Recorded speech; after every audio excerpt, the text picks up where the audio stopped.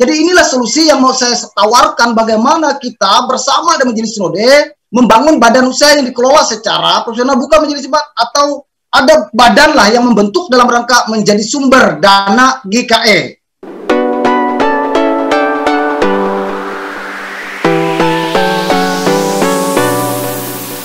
Para pimpinan harus melihat jenjang masa kerja para pendeta itu supaya tidak melahirkan kecemburuan. Ada yang sampai saya katakan kasar, ini tidak baik sebenarnya, tapi saya harus katakan jujur. Dari Palangkaraya Hilir, Palangkaraya Hulu, Palangkaraya Hilir, Pak 12 saya bilang, itu benar, rubah pembaruan GKE, berikanlah keadilan sesuai peraturan yang kita tetapkan. Jangan peraturan kita buat menghabiskan hanya minum kopi, teh, wadai untuk tapi tidak dilaksanakan di dalam aturan kita oleh para pemimpin kita.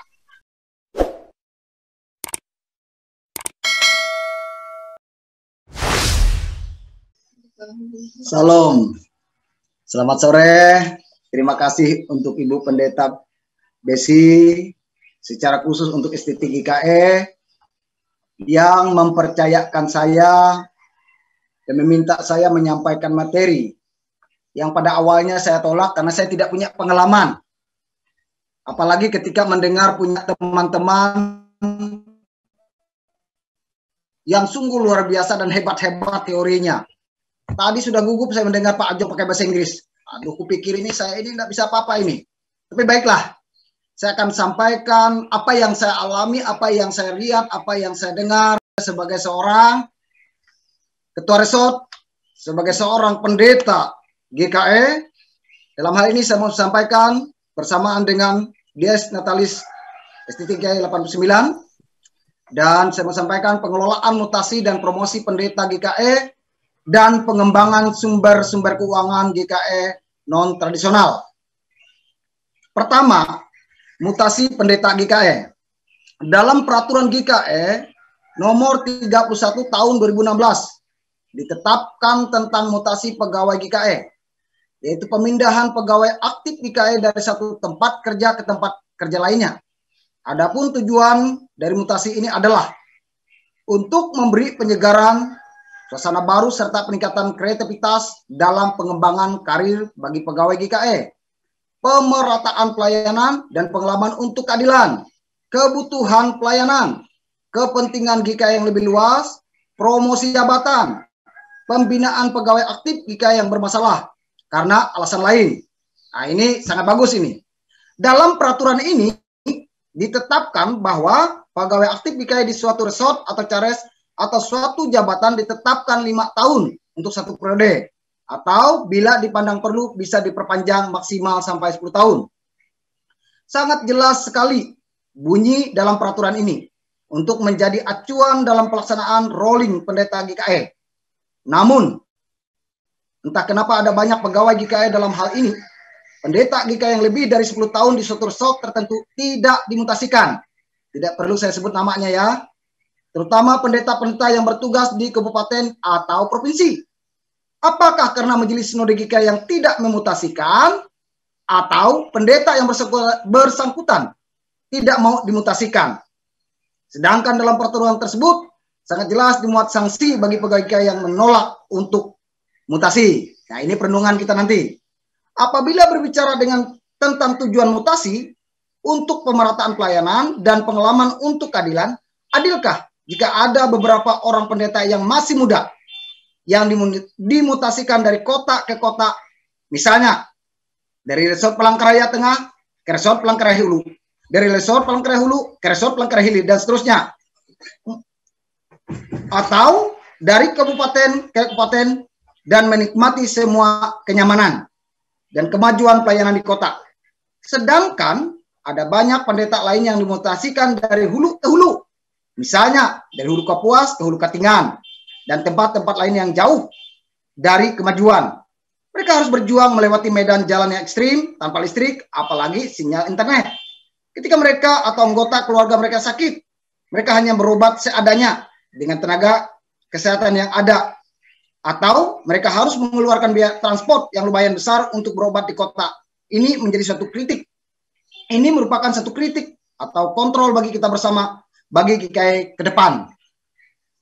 Dalam peraturan nomor 31 tahun 2016, ini juga dimuat biaya mutasi pegawai GKE yang bukan atas permintaan sendiri atau karena keputusan Majelis Sinode GKE, yaitu dengan ketentuan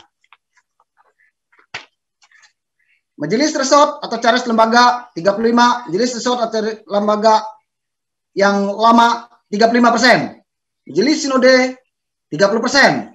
Namun dalam kenyataannya, pegawai GKE atau pendeta yang dimutasikan hanya mendapat biaya mutasi dari Majelis Resort atau Cares atau lembaga tempat asal dan Majelis Resort atau Cares lembaga tempat tugas yang baru. Sedangkan biaya 30% dari Majelis Sinode tidak diberikan. Berkaitan dengan hal tersebut, perlu transparan dari Majelis Sinode GKE. Ini untuk ke depan ya, yang sudah-sudahlah. Tidak perlu ada gugat-menggugat. Jika kita berpegang pada peraturan, maka biaya ini harus diberikan. Tapi jika anggaran untuk biaya mutasi pegawai atau pendeta GKE ini tidak ada, maka sebaiknya peraturan ini perlu dikaji ulang atau dihapus dari peraturan GKE sehingga tidak ada kerancuan. Nah, ini. Yang kedua, promosi pendeta GKE. Salah satu jenis mutasi pegawai GKE adalah karena promosi jabatan atau karena mengembang suatu jabatan struktural di lingkungan GKE. Jika yang dimutasikan tersebut adalah pendeta, maka jabatan struktural yang maksud adalah menjadi ketua resort, calon resort, dalam hal penetapan pengangkatan ketua majelis resort atau calon resort di lingkungan GKE. Sudah diatur dalam peraturan GKE nomor 9 tahun 2012.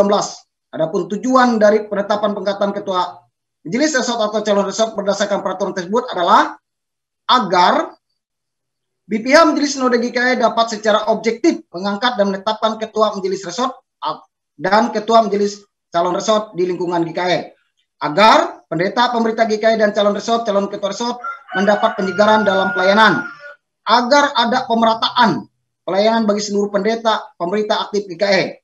Yang keempat, agar setiap pekerja GKE mendapat kesempatan mengembangkan sumber daya yang dimiliki dalam hal kepemimpinan, organisasi, serta dalam karir. Mengacu pada peraturan tersebut dan melihat kenyataan yang ada, penetapan pengangkatan ketua majelis resort dan calon resort di lingkungan GKE sepertinya masih terdapat banyak kesenjangan. Majelis Sinode terkesan mengangkat dan menetapkan ketua majelis resort dan calon resort berdasarkan penilaian secara subjektif tanpa sepenuhnya berpijak tujuan dan persyaratan yang telah ditentukan. Misalnya, ada banyak pendeta-pendeta senior yang berpotensi memiliki pengalaman pelayanan dan kepemimpinan baik yang sudah puluhan tahun mengabdi di GKE, tapi tidak pernah diberi kesempatan untuk menjadi ketua resort, ketua majelis resort, atau calon resort, bahkan di tingkat desa atau kecamatan sekalipun. Sedangkan ada banyak pendeta-pendeta muda yang masih belum memiliki pengalaman yang matang, sudah diangkat menjadi ketua majelis resort di resort yang kuat, bahkan di tingkat kabupaten. Hal ini tentunya mengabaikan tujuan dari pengangkatan tersebut, yaitu untuk pemerataan pelayanan bagi setiap pekerja GKE. Sebagaimana yang telah disebutkan di atas dan mengabaikan pengalaman dan masa kerja pendeta yang sudah senior. Yang ketiga, pengembangan sumber-sumber keuangan GKE non-tradisional. Nah ini, usaha menggerakkan sebuah organisasi harus diakui bahwa uang menjadi salah satu alat penunjang yang berperan penting. Demikian juga dengan organisasi gereja. Salah satu indikator dari kemajuannya adalah kemandirian dalam hal dana atau keuangannya. Dari apa yang sering dilontarkan oleh Majelis Sinode GKE tentang dana pensiun pendeta, pegawai GKE yang masih terutang dengan PGI. Tidak dibayarnya biaya mutasi pendeta sebesar 30% oleh Majelis Sinode. Tidak adanya anggaran untuk bansos atau bantuan sosial bagi pegawai GKE yang sakit atau meninggal dan lain-lain. Menunjukkan bahwa gereja Kalimantan Evangelis di tingkat Majelis Sinode masih belum mandiri dalam dana. Padahal tidak ada banyak sumber-sumber keuangan GKE yang dapat. Padahal ada banyak sumber-sumber keuangan GKE yang dapat dikelola dan dikembangkan. Baik sumber keuangan tradisional maupun non-tradisional. Menyikapi keadaan ini perlu menjadi perhatian kita bersama bagaimana kita meningkatkan kualitas kemandirian GKE dalam hal dana sebagaimana yang tertuang dalam GPTP GKE jangka panjang kedua tahun 2015-2040 Dalam hal ini GKI harus lebih mengembangkan sumber-sumber keuangan non-tradisional seperti usaha-usaha produktif dan badan usaha yang dapat meningkatkan keuangan GKI.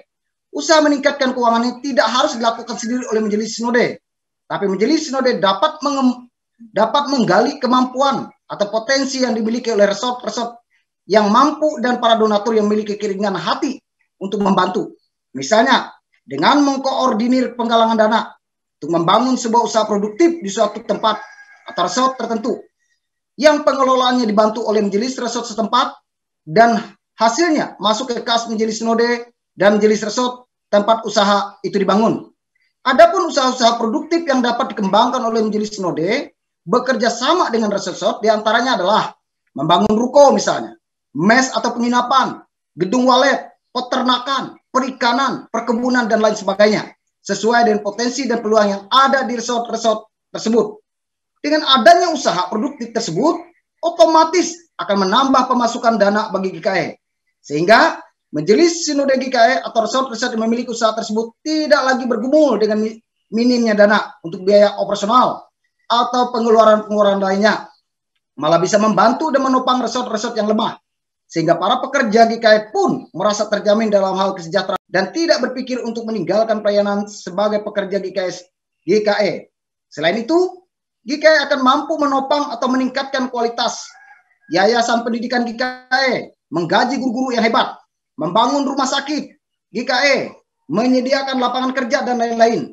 Apabila GKI sudah mencapai kemandirian dalam hal dana, maka program sentralisasi saya yakin pasti dapat terlaksana. Pegawai dapat dilaksanakan. Dengan demikianlah, Bapak Ibu saudara-saudara, paparan ini saya sampaikan untuk menjadi bahan kita berpikir, berdiskusi pada sore ini bersama dalam rangka revitalisasi unsur-unsur penting dalam GKI menuju pembaharuan ke arah yang lebih baik lagi. Sekian dan terima kasih. Salam. Bu Besi, ya, silakan.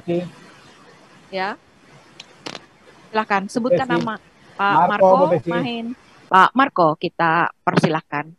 Baik, terima kasih Ibu Moderator. Mohon maaf, saya mau cek karena tempat saya sedang hujan. Apakah suara saya cukup terdengar? Sama, jelas, ini juga Marco, jelas. Ya. Jelas, Pak Marco. Ya. Dan Pak Ganteng. Selamat sore kawan-kawan, teman-teman semuanya. Saya menyambut baik acara yang dilakukan ini. Namun setelah mendengar semua percakapan kita, saya pikir kita tidak membicarakan masalah reformasi itu.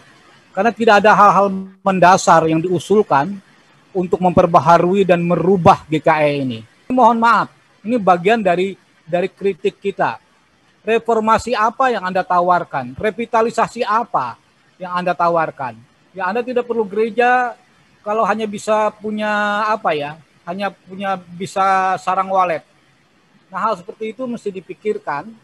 Apa misalnya yang betul-betul merubah struktur konsep pemikiran mengenai GKI ini? Selanjutnya kami persilakan ke Pak Pendeta Mariadi.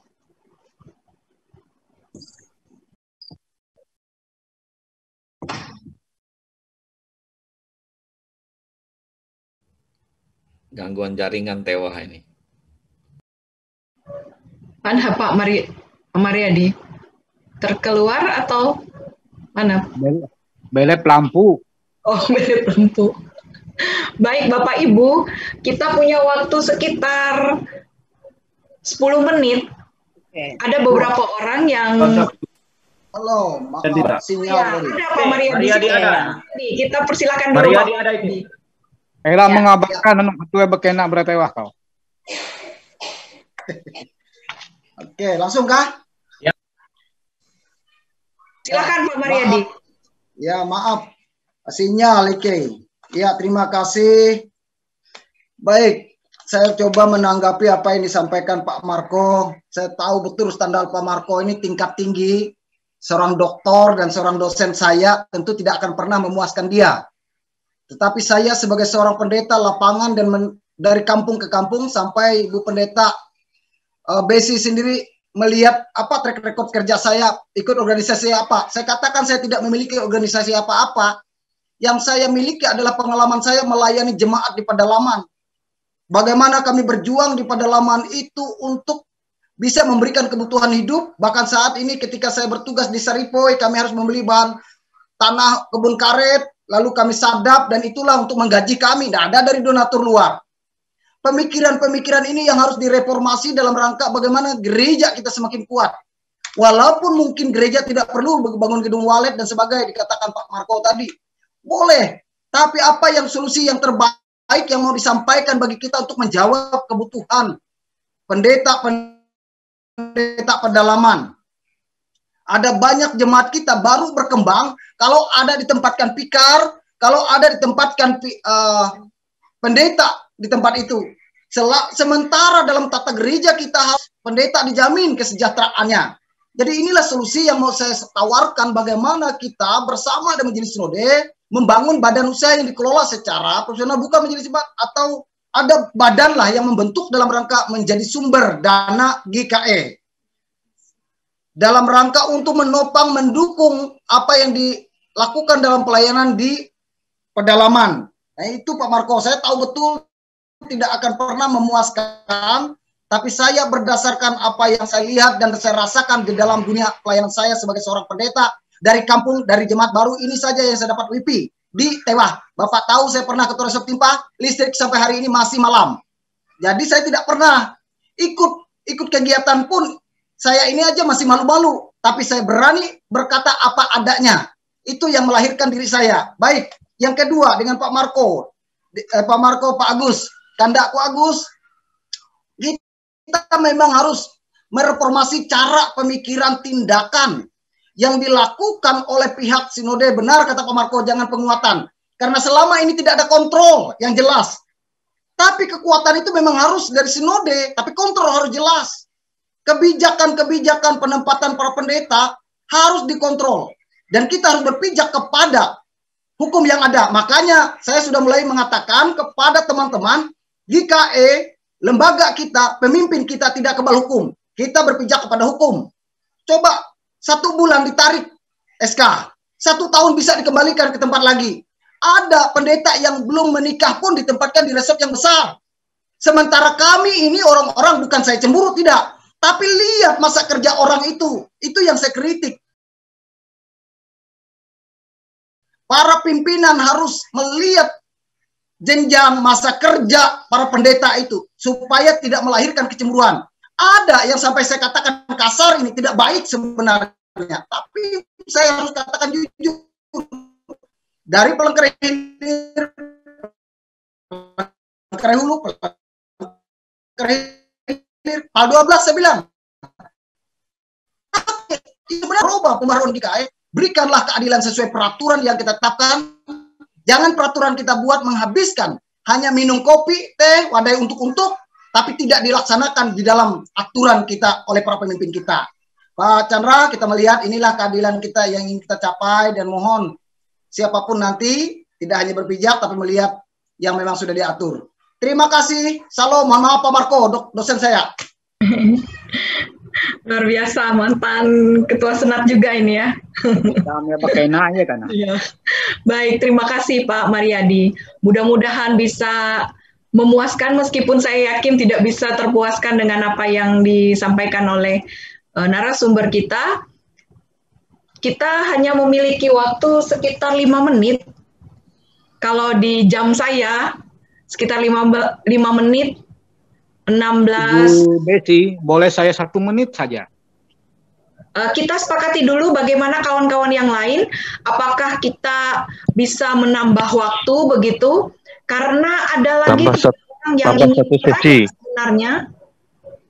Ini panitia boleh tidak menambah waktu? Usul ditambah saja karena banyak usul ingin memberikan pendapat juga Bu Besi dan pihak STT GKE. Ya, gimana Pak Kinur mungkin? Saya minta 3 menit saja. Waktu 30 menit, tapi tidak membatasi. Kalau memang ada kegiatan kan juga tidak bisa juga izin keluar. Kemudian berikan ruang lebih banyak memang kepada kawan-kawan yang bukan narasumber ya, sehingga idenya bisa tereksplorasi dengan bagus. Dan nanti narasumber bagian akhir lah menutup lagi ya 5-10 menit. Iya. Ya, Baik, Bu Betty, kalau bisa begitu, 3 menit. Aha. 3 menit saja. Baik, Pak Marco 3 menit tidak lebih ya Pak Marco. Nanti ada 3 orang lagi yang sudah chat. Ya, saya siap. Itu Pak Nurung bagus itu. Jangan ulangi lagi. Nah, saya terpaksa untuk ngomong karena begini, untuk menenangkan hati saya. Jadi bukan berarti saya menolak ada program untuk membangun sarang walet untuk ekonomi, bukan itu. Tapi maksud saya seperti ini, pembicaraan kita sore hari ini itu berbicara tentang hal yang mendasar. Hal yang mendasar berkaitan dengan gereja kita. Ya kalau kita berbicara reformasi, itu berbicara hal yang mendasar. Keuangan ya, mutasi ya, yang lain-lain ya, tetapi itu mungkin pada tahap selanjutnya. Nah, usul saya dengan STT, bisa nggak kita membuat semacam roadmap? Karena nanti kita akan membuat apa yang mau kita lakukan pertama kali. Kalau memang struktur bermasalah, kita lakukan.